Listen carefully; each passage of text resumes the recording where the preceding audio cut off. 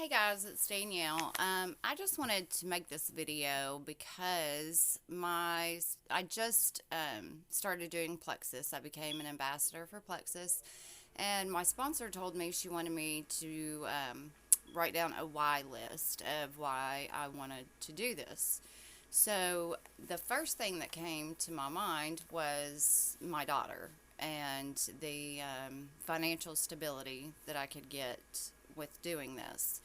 Um, Second thing is, I want to have better health. I want to feel better, look better.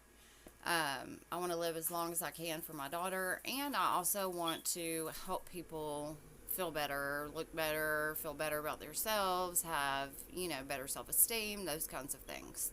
So those were the main three, I guess, that I came up with, and this is really awkward for me. I've never done a video like this, so just bear with me. I'm just trying to do this to get this out there and to try and get some viewers and see what happens. But anyways, a little bit about my story. I never wanted children until I was about 30 years old, and there was something inside of me that just kept, saying, I wanted children, I wanted children, I wanted children. So I prayed from the time I was 30 until I was 34 for God to let me be a mother. And I got pregnant with my son at 34 years old. Well, when I was pregnant with him, I was hospitalized about 5 times. I had to have a bone marrow biopsy done. I have an autoimmune disease of the blood. It's where my body attacks my white cells and these kinds of things, and I kept getting infections with my son. And my son was born 6 weeks early, and he was born on November the 23rd of 2016. He was in the NICU for 3 weeks, and then he came home. Well, this is all in Florida. I had been in Florida for a while, and while I'd been in Florida, I had done some things. This was before I got pregnant with my son or anything. I had done some stupid stuff and got in trouble, and I was on probation and, that kind of thing.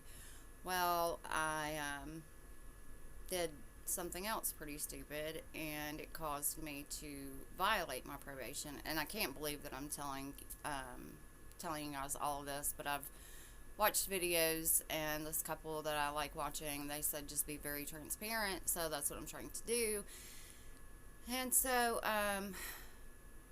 after I had my son, I violated my probation, and I was very scared because I was scared to be taken away from my son and to go to jail.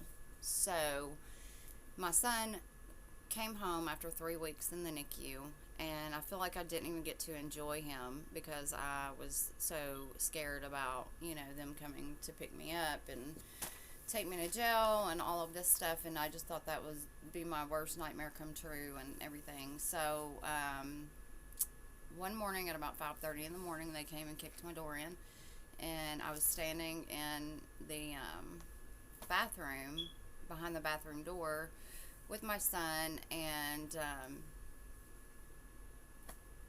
they found me.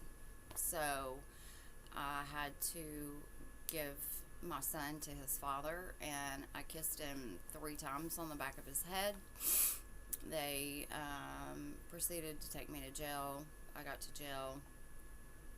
I had been there for about 3 days, and somebody was there to speak to me. I was kind of boggled about what it could be. So they took me down, and I walked in. There was this man in there with this real nice suit, this badge. I was like, good Lord, what is this? And he proceeded to tell me that my son had passed away that day.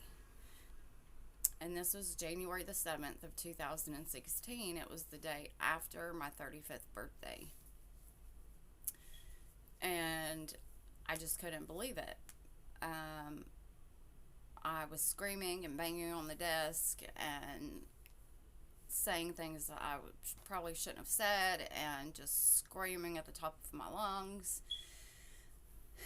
And it was, that was my worst nightmare come true, not going to jail and being away from him. So they took me down to medical, and then I got to call my parents. My parents were flying down the next day, and so they proceeded to put me in a cell by myself for 3 days. Didn't let me out, no phone calls, no nothing. I was in a cell by myself for 72 hours after I found this information out. Mind you, I was waiting on the county next to me to come and pick me up, because the county that I was being held in was not the county that I was in trouble in. So, my lawyer came to see me, and he was like, we're going to try and get you over there, yada yada, whatever. Well, at this point, I didn't really care if I lived or died, if I got out of jail, if I didn't get out of jail, because I wasn't going to be able to see my son. And finally, I got transported to the next county over. I went to court the next morning. We weren't for sure if I was going to be able to get out. I had no bond. Didn't know if he was going to set me a bond, anything like that. And so the judge was very nice. And long story short, he let me out without having to pay anything or whatever. And so I got out. And when I came out the doors of the jail, I looked to my left and I saw my dad standing a little ways down on the sidewalk, and I just ran to him and collapsed in his arms. And my mom came up behind me and was hugging me, and I felt like I was in a different place. I felt like I didn't even recognize anything. And I had lived here for like 4 years, lived in Sarasota for like 4 years. And so I had to deal with all of those arrangements with my son, and it was the very worst time of my life. And so after that, I didn't want to live. I wanted to die. All I did was stay in the bed and sleep, because as long as I was asleep, I couldn't feel anything. And you know, I didn't care about life at all at that point. And I found out 2 months after my son passed away that I was pregnant.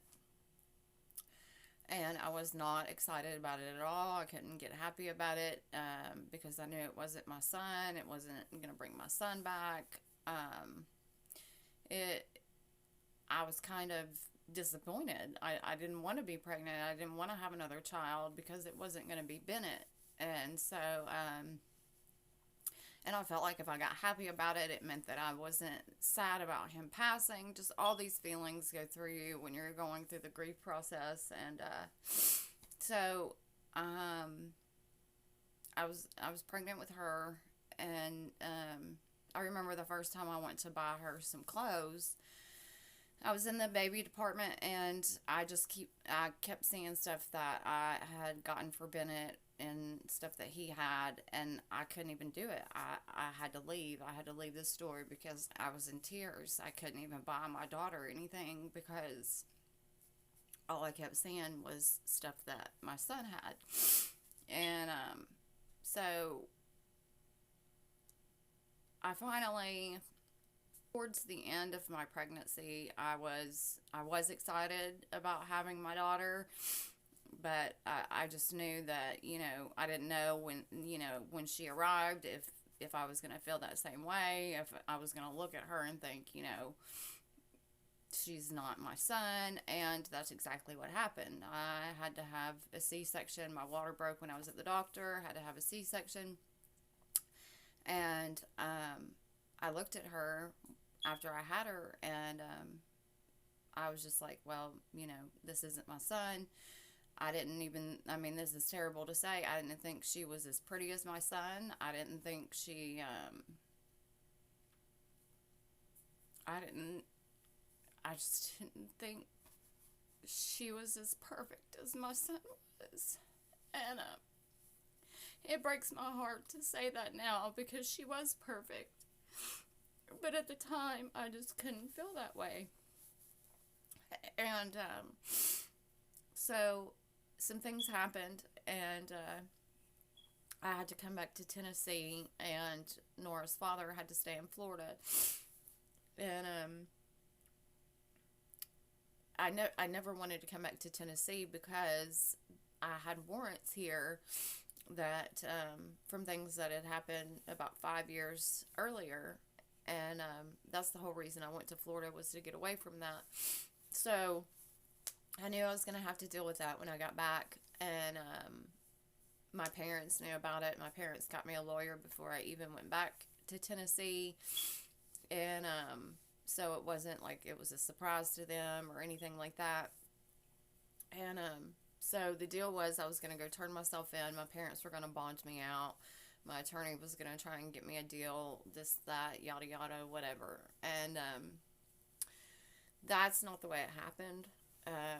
I got into an argument one day with a friend of mine outside of my mother's home, which I was living at, and the neighbors heard us and called the police. And the next thing you know, 5 police cars were pulling up in my mom's driveway, and I knew I had warrants, so I knew they would be taking me to jail. But I thought I would be bonding out, and that was not the case.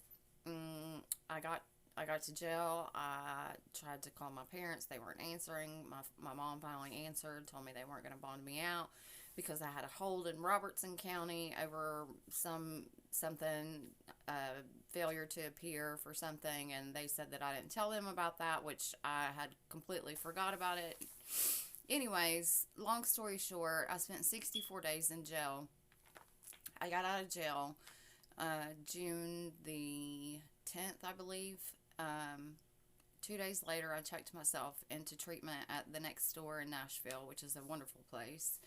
My insurance would only pay for 18 days there. I didn't think that that was enough time, so I went to another facility, Buffalo Valley, stayed there for 27 days, graduated, got my completion certificate, and then went to Mending Hearts, which is a halfway house. And I left Mending Hearts on, I believe it was like September the 9th or something like that. They gave me a drug test, and it came back for 4 different things, which was not possible because I hadn't done anything. And they sent it off to the lab, and it came back that it was a faulty drug test. And so I moved in with my sister for a while, and then I came to my cousin's, that's where I'm at right now. And I love my cousin. She's done so much for me. And the father of my children came up, I guess it's been a little over a month ago, because we're still trying to get custody back of my daughter. My parents got an order my mom got an order of protection against me and tried to get one for my daughter, saying that I fell down the steps with her, which I'm pretty sure she would have known if I fell down the steps with my daughter, because I lived at her house, and falling down the stairs with a newborn baby, I'm sure my daughter would have been in the hospital. I would have been hysterical. Said I was shooting up drugs in front of my daughter, just ridiculous things that she had heard and was going on hearsay.